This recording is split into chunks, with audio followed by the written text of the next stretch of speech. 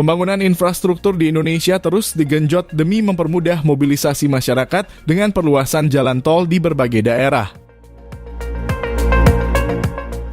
Salah satunya yang sedang berlangsung pembangunan tol Probowangi. Jalur pantai utara ini sudah lama menjadi akses bagi masyarakat yang ingin menuju Kabupaten Banyuwangi atau Bali karena dinilai lebih cepat dibanding jalur Lumajang dan Jember.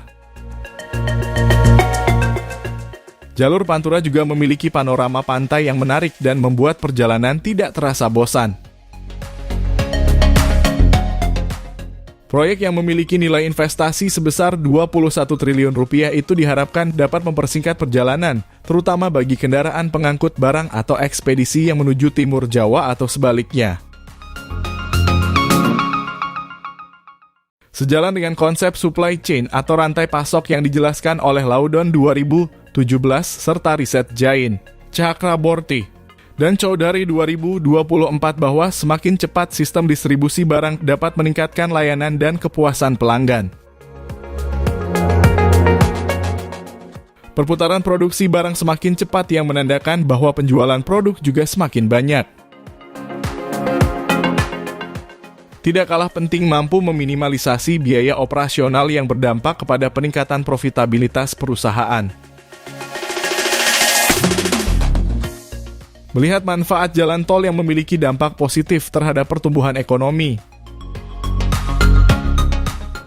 maka diharapkan bisa melintasi beberapa kota kabupaten supaya sektor perekonomian di wilayahnya dapat berkembang dengan adanya ruas jalan tol yang melewatinya. Termasuk Kabupaten Jember yang digadang-gadang akan dilewati tol Probowangi. Banyak media yang membahas Jember akan dilewati tol Probowangi. Namun, terdapat pula yang memberitakan masih sekadar wacana. Kementerian PUPR merilis wilayah yang terbagi dalam 2 tahap pembangunan meliputi Gending Besuki tahap 1 dan Besuki Banyuwangi tahap 2.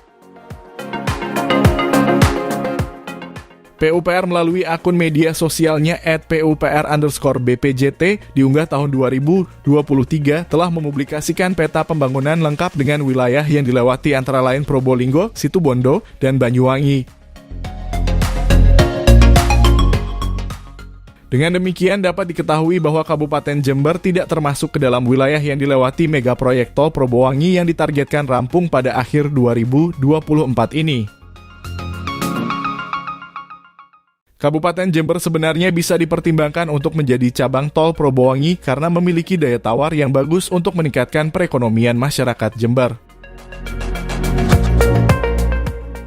Beberapa unsur penunjang yang menjadi nilai positif Kabupaten Jember untuk layak dilewati tol Probowangi diantaranya Jember sebagai pusat pendidikan di wilayah tapal kuda dan memiliki keunggulan di sektor pertanian. Pertama, membahas kota pendidikan di Jawa Timur, maka Jember menjadi salah satu pilihan bagi calon mahasiswa di samping Surabaya dan Malang.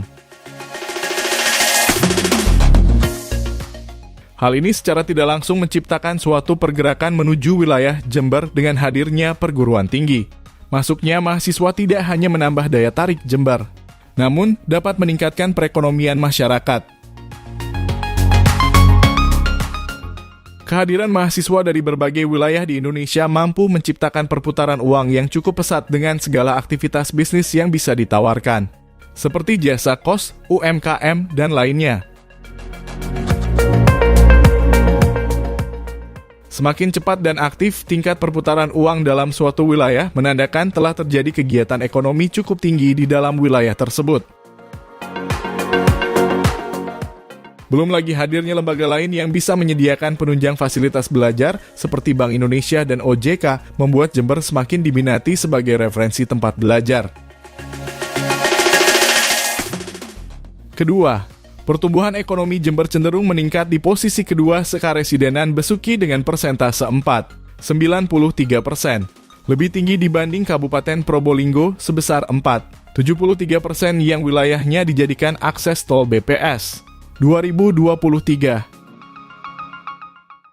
Iklim ekonomi yang positif itu tidak terlepas dari kontribusi di sektor pertanian sebagai tumpuan perekonomian masyarakat Jember yang dikenal dengan kota tembakau.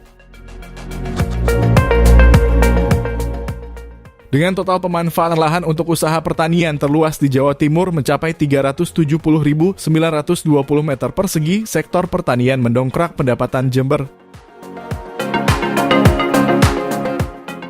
Terlebih ada pusat penelitian kopi dan kakao Indonesia di Jember dapat memperkuat produk pertanian yang berimbas pada penguatan ekonomi Kabupaten Jember.